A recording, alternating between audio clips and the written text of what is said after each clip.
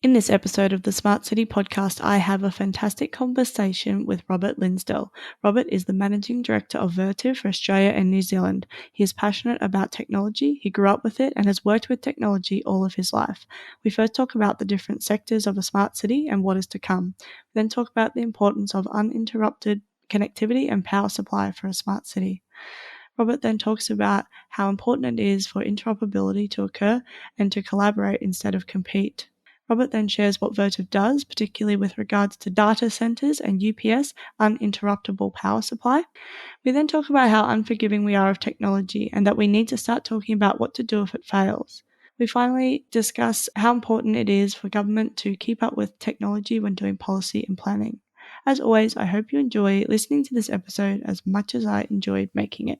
It's the Smart City Podcast, whoa, with Smart City experts, here we go. Connecting smart technology, both big and small. Smart cities are making life better for all. Big data, emerging trends, self-driving cars and more. The Smart City Podcast is what you're looking for.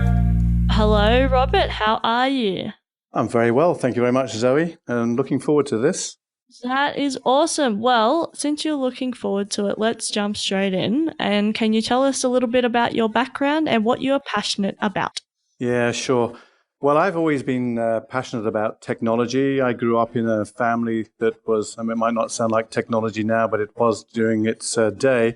And that was radar. My father was a radar engineer. So he sort of started us all on the road to technology, went through analog computers, and I grew up with all of that. And I happen to have worked my whole life in technology. So it's just one of those things that makes me buzz. That's awesome. You know, one of the things is sort of look a little bit back in history. A lot of the talk these days is about the fourth industrial revolution. And I wasn't around, obviously, when steam was the very first one many years ago, back in the 1800s. And then the next one, which was late 1800s, early 1900s, was electricity, telephones. They sort of changed the whole world. But I did live through the third one, which was the digital one. This was sort of late 1980s, where we sort of went into the world of digital everything. But the difference on that digital to the fourth is that it was digital helping us. You know, we were talking to computers, or we were talking to a phone, or we were playing with an app on a phone, or we were playing games on terminals that, you know, looked in the early days at TV screens. And then now we obviously have a number of devices that we can play games on. And so the interaction was always via something. But the fourth industrial revolution is about cyber physical. So it's great to be sort of living through two. I bet not many people have been able to do that, where we humans are going to be automatically interacting with that technology without any direct input. Yeah, we might have a wearable or we might have some glasses on, but things will just happen because we're there. And I think that's pretty exciting to be living through that. Yeah, definitely. So tell us what sparked your interest in this smart city space. It sounds like you were always engrossed in technology from a very young age. So was there anything in particular that really sparked your interest, to follow down that technology path? Yeah, well, I think with smart cities, the thing about smart cities is it's obviously very big and it encompasses everything. We're going to be challenged with connectivity, having good connectivity.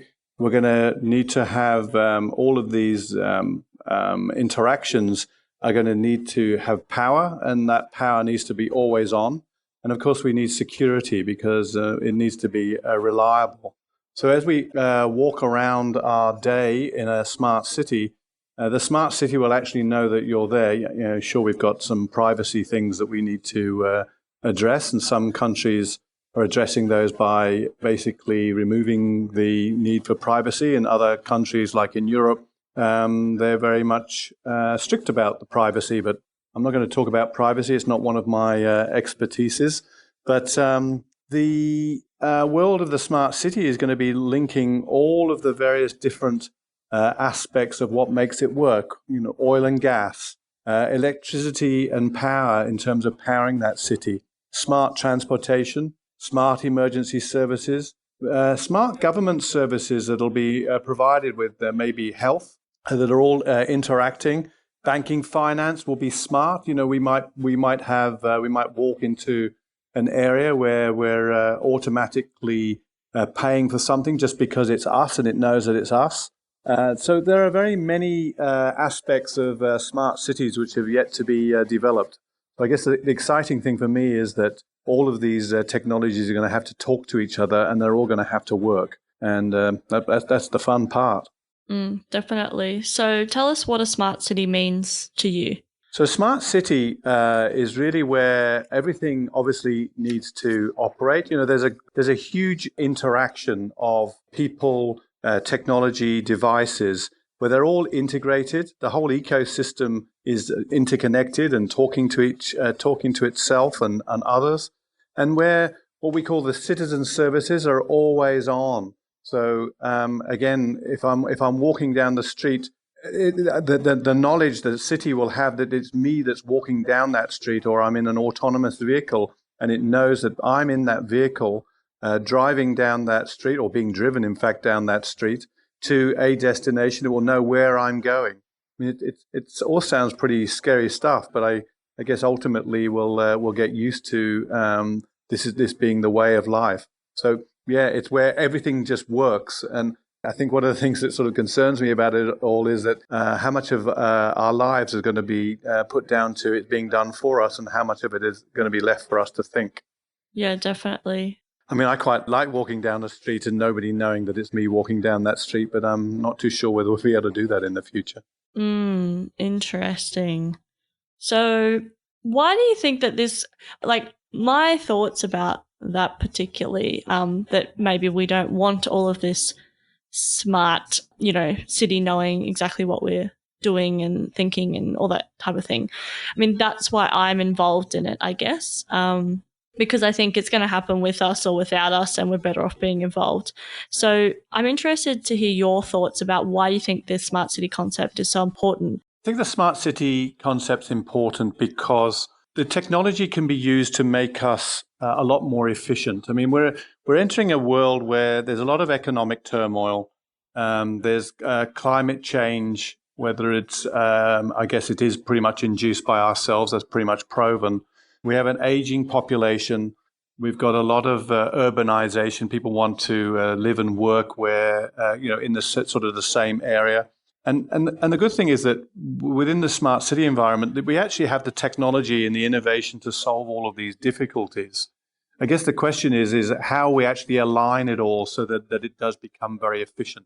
Right now, what I'm tending to see are we have a number of early starter projects, which are very innovative, and they're certainly very creative. But the long-term goal of having a fully interactive city with the individual for good gain of efficiencies. I mean, we're going to be so many people in this world. If we continue to waste the power and water and resources in the way that we are right now, we're going to run out of those resources too quickly. That's why technology is needed really to make us a lot more efficient. Yeah, definitely. So how do you think that Australia is currently embracing this smart city concept? Right now, what I'm seeing is a lot of early start. I don't think Australia is any further ahead or particularly far behind what's going on in the rest of the world. From what I see, it would appear that we're a lot more fragmented. Now, the part of that is created by the geography of Australia. Obviously, our population is either condensed in a number of metropolitan centres, or it's very much distributed over a very sparse area. And there are a couple of other countries around the world which are similar, but really Australia has a degree of uniqueness there. But I think that throws up some of the challenges. I guess where I'm going is that if there is some form of application and method of doing something as a citizen walking down the street as a smart citizen, and I am interacting or expecting, for instance, maybe rather than walking, let's go driving.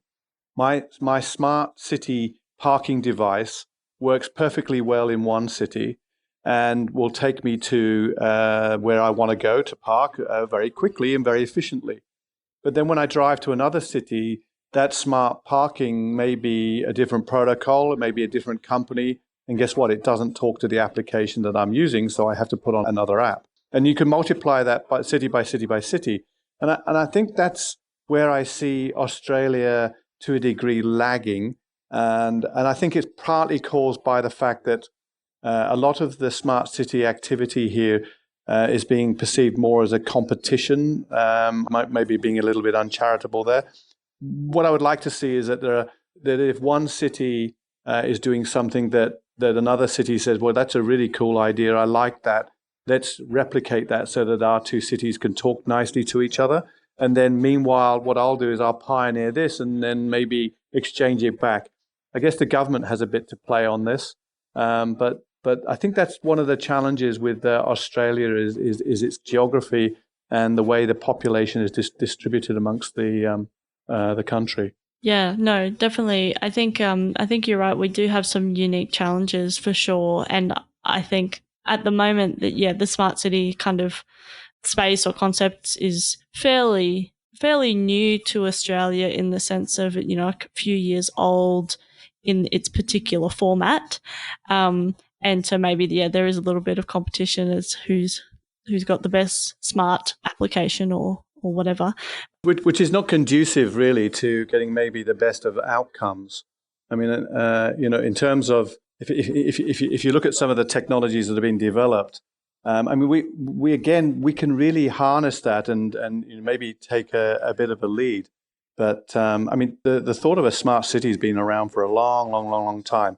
It's just that the technology these days is lending itself. The advances in sensors. The fact that there are a lot of low power sensors available that are feeding back information that allow us to understand what an individual is doing or what a vehicle is doing or what is going on in that city. Maybe it's measuring temperatures, humidities, pollution. These sensors are really, really cheap now, so you can have millions and millions of them all connected to the internet. Whereas go back 20 years, yes, there were sensors around that did exactly that as well, but they were extremely expensive. So we actually have the technology that allows this now to take place. Mm. Yeah, no, definitely. And I think it's interoperability, as you said, is the key to making that connected smart region or country or whatever you want to kind of call it. And without the overarching collaboration or cooperation, interoperability isn't really achievable unless we all talk to each other. Yeah, exactly. Cool. Well, let's talk about some of the projects and things you're currently working on at the moment. Most of the projects we're working on are really very early stage. So it will be where maybe someone is putting in a sensor system that is aggregating information. And that aggregated information, where the aggregator is sitting, requires maybe a small uninterruptible power supply, which is making sure that if there is a power failure, that it continues to aggregate. These things become more and more critical the more reliant we are. So, for instance, if I take a smart parking device, because there are a number of them out there, if I have a failure in the system, then I'm going to have a lot of people driving around expecting the app to work, and it doesn't work. So building in the resilience into that network from a power and connectivity point of view is absolutely essential. So we see a few of those. And I guess the only other area of main significance where we're seeing it, because our solutions really are about protecting data centers, be they small data centers or large data centers, and making sure that they keep running all the time, is where we will have perhaps local governments and local councils where they're looking to put in data center assets with a degree of future-proofing in there. So they sort of don't really know what they're necessarily going to be used for, but they know that they need them. And what we don't want to do is to end up with a situation whereby there's a lack of cohesion between those different smart city applications, because they all need to come back and their data needs to be stored somewhere. And that data, yes, sure, you can use cloud, but maybe a lot of that information, people don't want it to go into the cloud, or maybe they have a latency situation whereby people need to be able to access that information very quickly, or maybe it has a high level of video content that really doesn't make the cloud the best medium to be storing that information. So what we're seeing is a number of councils that are building in small modular data centers or some small micro data centers to allow them to put their technology assets as the applications are developed and are being used. Yeah, cool. Well, maybe for our listeners, you can explain a little bit about what Vertiv does so our listeners can understand. We're all about keeping the power on, keeping stuff running. Most of our support really is to data centers, again, big or small. But we actually have assets that are and technology that are supporting the largest data centers in the world, which you can probably imagine who they are, the big cloud providers, for instance, all the way down to little tiny micro data centers, which might only be 10 racks in size, which would sit in an office or in a room somewhere. So what we're doing is we're protecting all that data. It's a bit like, if you recall, when most of us had desktop computers and you had a power outage, you lost all your information, all the work that you'd been working on, and all the lights go out. Well, we make sure that those data centers keep running 24/7. But that alone, we also need to be keeping the data centers cool. So we have what's called precision cooling, which is very fancy air conditioning. And then we'll have monitoring to make sure that these data centers are running as efficiently as possible. And we'll also have, as I mentioned earlier, the UPS, little UPS, which can be just supporting electronic assets. Maybe they could be outside, they can be inside, they can be by the roadside, they can be by the rail side. Anywhere where you need to keep the power on and running all the time, that's what we do. Awesome. Okay, so let's talk about emerging trends. What do you think the trends are that people aren't talking about enough?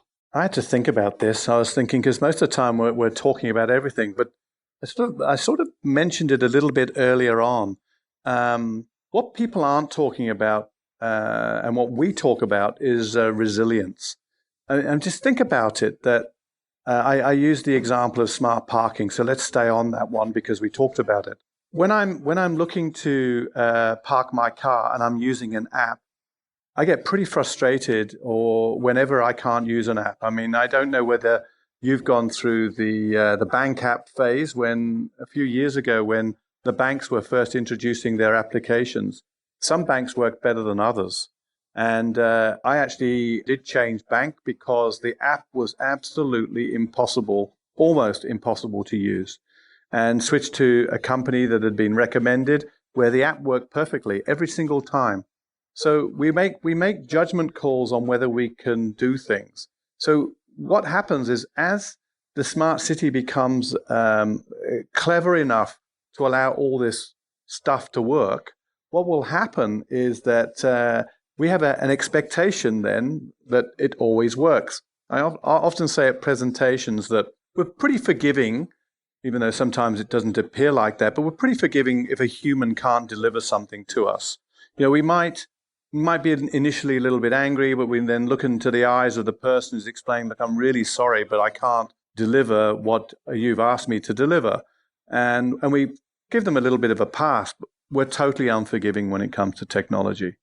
So the things that people aren't talking about is they'll talk about all the shiny things and all the fantastic stuff that this technology is going to do, what it's going to do for you. You have autonomous cars, they're going to take you to wherever. You won't need to have your own car. You'll pay as you go. It'll deliver you to where you want. You won't have to worry about parking. But then on the other hand, what happens when that fails? I know that in Australia we only have one ride app, which is Uber.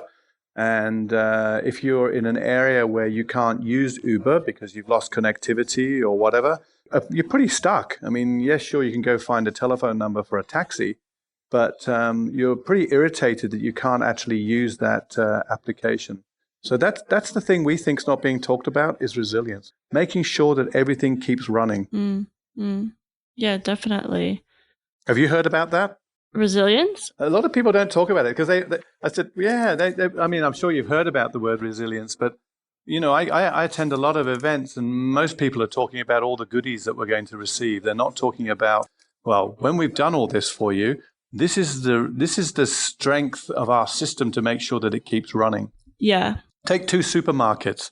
If one's got a really resilient technology that works every time you go into it, and the other one has a clunkiness that you don't like, where are you going to shop? Yeah, no, I totally agree. And I think that when we move into this smart city, people become less and less tolerant of technology fails or if something is, I mean, I even see it as millennials, like even if it's not smart city, even if it's whatever, we'll just move on to the next thing because there's something else available. Whereas if we're talking about a whole city and maybe there isn't anything available, they'll definitely need some change to happen because I think we'll become more and more in the space of why isn't this working? But there's that aspect, which is the person having higher expectations and higher customer experience expectations.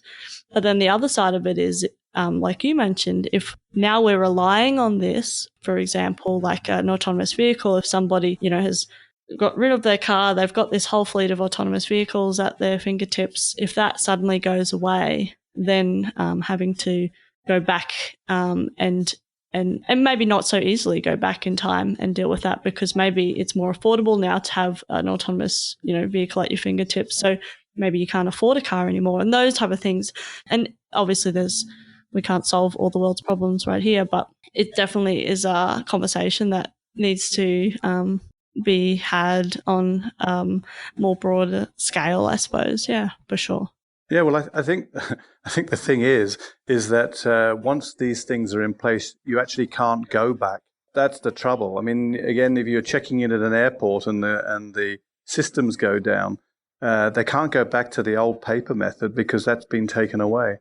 There was a very large city, and it was well broadcast. We all know about it. I won't mention them on this, but in South Australia that had that major power outage last year. And when the power outage occurred, I mean, obviously it was major, but the whole city shut down for hours. It was gridlocked. People couldn't move. And that's really before we've even got to a stage where there's this autonomy that will be created by the smart city environment. So imagine when we're a number of stages down beyond that and we're denied. Yeah, unfortunately, the world becomes actually a very difficult place when it doesn't happen. And I don't know about you, but I'm not entirely comfortable that the technology is always going to work for us, even though I'm in that field. Yes, no, I agree. And I think there'll be certain it really depends on the focus is what I see it as. Like if somebody has a really strong focus on, like in a workplace, for example, a really strong focus on the way that people are doing a certain task, then that's where the money's spent. That's where, you can build in that resilience. Whereas there'll be these other things that we're not focused on so heavily that may not get the funding or the focus that they need or the skill sets and that kind of thing. And that's where we're going to have some pretty significant fails, which unfortunately, until it happens, may not even be known. Does that make sense at all? Yeah, absolutely, it makes huge sense. Yes, and unfortunately, we do see it more often than we actually talk about. In that, if cost becomes the only driver, then there often are corners cut, and when the corner is cut, then there's usually an outage, an explainable outage. And again, I don't want to make it sound too scary, but I just don't actually have a confidence that we humans have an ability to be able to build. Again, we like all the technology, but our ability to be able to integrate it and make it all work. Yet we certainly have the capability to be able to do that. But how we actually do it is another question. Yeah, I agree. And I spoke to Michael Leggett of Resilient Grid in the US, and the key to resilience is actually the human being. And you can look at a lot of the things that, like outages and that kind of thing actually came back to humans, not necessarily the technology, but it's actually that integration between the humans and technology. And so humans still need to have a purpose in this.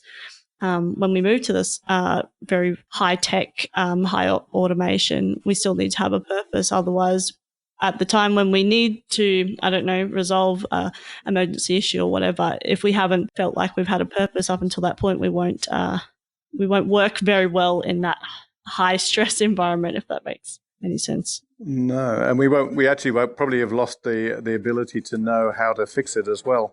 That'll be left with the few. I think it does raise the question on where does this responsibility lie? And I firmly believe that the governments have a pretty significant responsibility here. But again, the challenge is that governments, I guess some people would argue against this, but in general, they're pretty good at being able to run countries, but they're not necessarily fully on board with the technology.